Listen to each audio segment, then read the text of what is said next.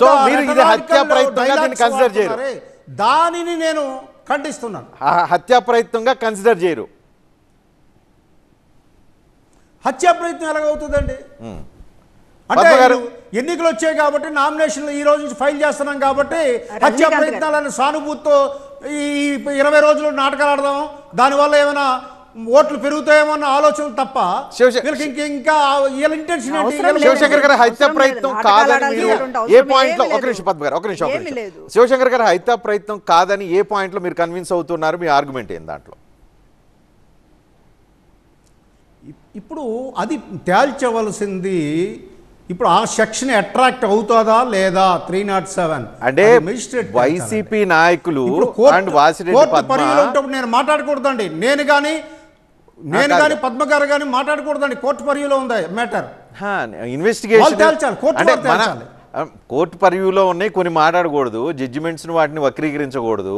Investigation ప్రాసెస్ని మనం discuss చేయొచ్చు. పద్మగారు అంటున్నారు, లేకపోతే వైఎస్ఆర్ కాంగ్రెస్ పార్టీ అంటుంది ఇక్కడ తల మీద తగిలింది, కొంచెం పక్కన కణితి మీద తగిలితే ప్రాణం పోయేది, కన్ను మీద తగిలితే ఇంకేమయ్యేదో తెలియదు, ఇది నథింగ్ బట్ హత్యా ప్రయత్నం అని అంటున్నారు. మీరు కన్విన్స్ కావట్లేదా ఆ విషయానికి?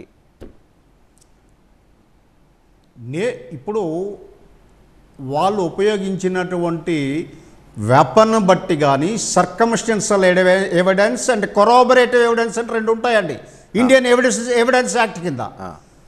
ఈ 2 ఎగ్జామిన్ చేస్తుంది కోర్టు వారు. వాళ్ళు చెయ్యాలి. వెపన్ తాలూకు ఇంటెన్సిటీ ఏమిటి, ఆ వెపన్ వల్ల ఎంత గాయం అవడానికి అవకాశం ఉంటుంది, అది తేల్చవలసిందే మెడికల్ బోర్డు. ఇవన్నీ ఇట్ ఈజ్ కాంప్లెక్స్ ప్రొసీజర్ అండి. డిబేట్లో కూర్చొని హత్య ప్రయత్నం అంటే ఆమె చెప్పడానికి రైట్ లేదు, కాదని నేను చెప్పడానికి రైట్ లేదు. కన్సర్న్ అథారిటీస్ చెప్పాలి. రాజకీయ పరంగా వాడడానికి మాత్రమే వీళ్ళు వ్యక్తి తప్పు ఎవరు చేశారో పరీక్ష చేయమనండి, తప్పు ఎవరు చేశారో శిక్షించమనండి. ఆ విషయంలో దాడి చేసిన వ్యక్తి రజనీకాంత్ గారు, దాడి చేసిన వ్యక్తి, రాయి విసిరిన వ్యక్తి ప్రాణం తీయాలని తలకే గురి చూసి కొట్టాము, ప్రాణం తీయాలనే కొట్టాము అని రికార్డెడ్ వీడియో పూర్వకంగా కూడా చెప్పిన తర్వాత ఇంకా మనము దాంట్లో రంధ్రాన్వేషణ చేస్తున్నామంటే జగన్ గారి మీద ఎందుకు ఇంత ద్వేషము జనసేనకు కానీ తెలుగుదేశం కానీ నాకు అర్థం కావడం లేదు. ఒకటి ఈ రోజున హత్యా ప్రయత్నం అనేటటువంటి ఎందుకు జరిగింది అనేటటువంటి కూడా మనం ఒకటి ఈ రోజున not as an evidence court జడ్జిమెంట్లు ఉన్నాయి. మనం అలా అనుకుంటే చాలా చాలా ఏమీ చేయలేమండి, ఏమీ చేయలేము. కోర్టులో నిలబడుతుందా లేదా అనేది తర్వాత విషయం. మనం ప్రొఫెషనల్స్ కాదు, మనం లీగల్ బౌండరీస్ ని దాటి మాట్లాడేటటువంటి కాదు. మీరు ఒక రాజకీయ పార్టీ, నాదొక రాజకీయ పార్టీ. ఈ రోజున లీగల్ బౌండరీస్ కోర్టులో తేలాల్సినటువంటి విషయాలు ఉంటాయి. ఇక్కడ పొలిటికల్ ఇంటెన్షన్, పొలిటికల్ క్రిమినాలిటీ ఎందుకు ఈ పరిస్థితి వచ్చింది? జగన్మోహన్ రెడ్డి గారిని కొట్టాలి అనేటటువంటి తల మీద కొట్టాలి, వీలైతే ప్రాణం తీయాలి అనేటటువంటి ఆలోచన ఎందుకు చేస్తున్నారు? అది ఈ రోజు మేము మాట్లాడుతున్నాము. రజనీకాంత్ గారు ఈ రోజున తమాషా మీరెందుకు కొట్టించుకోరు రాళ్లతోటి? మీరు బౌండరీస్ కొట్టించుకుంటున్నారా రాళ్లతోటి? తమాషా ఆట అయితే ఇది కరెక్ట్ కాదండి. ఇప్పుడు హత్యా ప్రయత్నం జరిగింది అనేటటువంటిది నిందితుడు చెప్పిన తర్వాత కూడా సీఎం గారిని హత్య చేయడానికి బాధ్యత కాదు. మీరు ఎలా డిసైడ్ చేస్తారు? ఇవాళ జరిగింది అదే కదా. ఇవాళ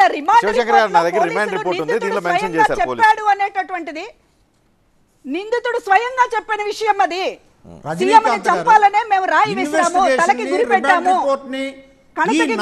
ప్రభావితం చేస్తున్నారు. ఇన్వెస్టిగేషన్ లో వచ్చాక మళ్ళీ మాట్లాడదామండి,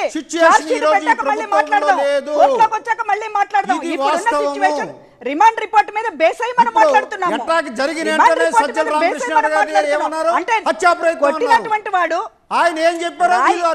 కొట్టినటువంటి వాడు హత్యకు ప్రయత్నం చేశాను అన్న తర్వాత కూడా నమ్మొద్దు అంటే మీరు ఎక్కడ నిలబడి మాట్లాడుతున్నారు? మీరు ఎక్కడ నిలబడి మాట్లాడుతున్నారు చెప్పండి. చంపాలని ప్రయత్నం చేశారు అని చెప్పి రాయి విసిరినాడు చెప్తా ఉంటే ఈ విధంగా సానుభూతి రాజకీయాలకు తెరలేపారు. సానుభూతి రాజకీయాలు ఒక్కసారి వర్కౌట్ అయ్యింది.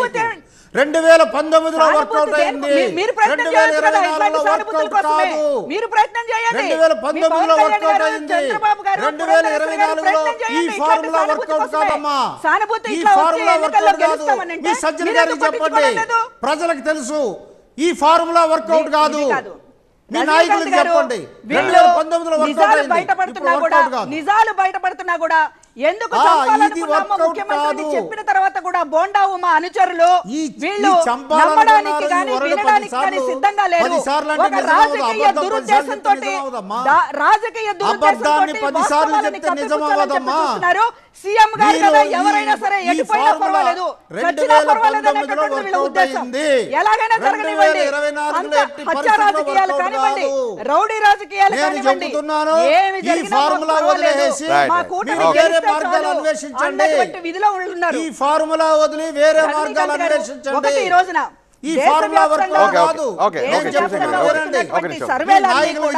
ఈ రోజు వైఎస్ఆర్ కాంగ్రెస్ పార్టీ విజయాన్ని ఖరారు చేసినయే దేశ వ్యాప్తంగా వస్తున్నటువంటి అన్ని సర్వేలలో ఒకటో రెండో మెజారిటీ అనేటువంటి వస్తున్నాయి. మరి మీరెందుకు చెప్తున్నారు సర్వేల గురించి? సర్వేలు బోగస్ అయితే మీరెందుకు